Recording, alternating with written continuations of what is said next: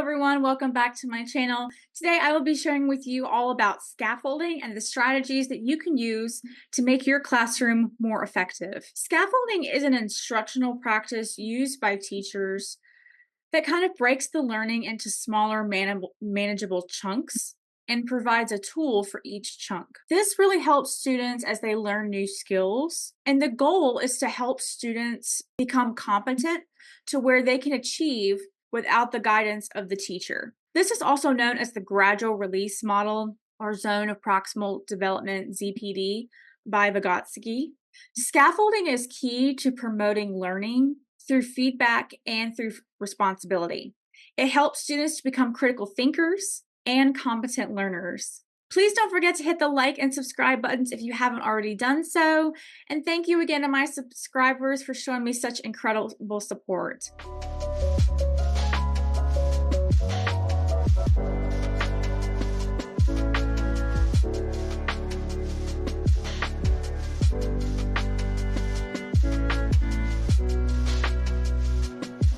Scaffolding and differentiation can sound similar, but there is a distinct difference between the two. Scaffolding really helps to develop student autonomy, student independence, while differentiation provides various methods of learning. For example, when a teacher models a concept, students practice and the class reviews it, that's scaffolding. With differentiation, the teacher may provide tools to help a student during that lesson, maybe a visual, vocabulary reference sheet, or a think aloud. Differentiation pertains to students with specific needs, like a learning disability, a reluctant learner, or an English language learner. If you would like a better understanding of this, I do have some free resources for you down below about differentiation, and I do have also a video about this as well. The good thing about scaffolding is that scaffolding can be applied to all students with or without special needs, unlike differentiation, which only helps students that have specific needs. So some strategies to really help you get started with scaffolding. The first one I have is mini lessons. It's ideal when used in workshops, like math workshops and reading workshops, writing, what have you. There are 4 parts to the mini lesson. The first is connection. So you want to activate prior knowledge, and this takes roughly about 1 to 2 minutes. Then you're going to teach the new information. This only takes 3 to 4 minutes. That's why it's called a mini lesson. Then you have engagement, which is 3 to 4 minutes of student practice. And then the last thing that you have is application, which is about 1 to 2 minutes of just applying it to a real world situation. Mini lessons should be no more than 10-15 minutes tops. The next strategy I have for you is ask, pause, review. This is a great way just to check for understanding, maybe when you're teaching teaching new information or activating prior knowledge. First, you kind of share an idea or question that you have and pause. Pausing gives time for students to think. You don't want to rush them. Next, you ask a strategic question and then you pause again. You can ask questions that promote critical thinking, maybe something from Bloom's taxonomy. Make sure your questions are open-ended and specific to the topic. You don't want it just to be a yes or no question. You really want to get students thinking. Once your class is kind of ready and after they've had plenty of time to think about everything, review as a whole group in a discussion.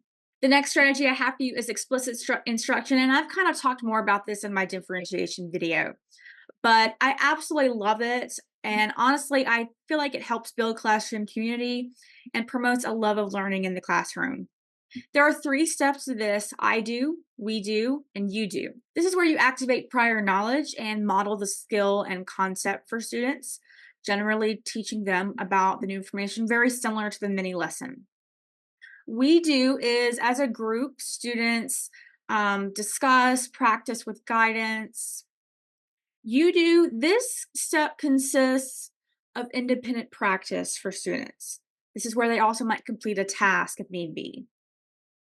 Explicit instruction is highly effective because it not just uses scaffolding, but it also can address learning gaps and boost confidence in students.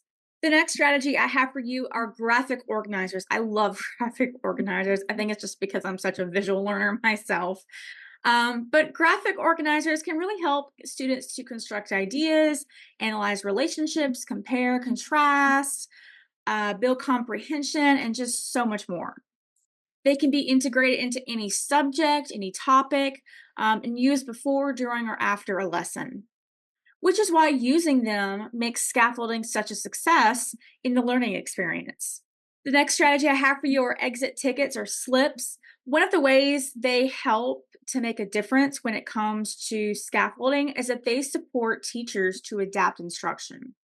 It's kind of like getting feedback from the students. Sometimes they ask, what did you learn about? Is there anything that your teacher can help improve you on? Something like that. They don't have to be just after a lesson. A lot of times teachers I've seen use them for formative assessments as well. So like a learning check.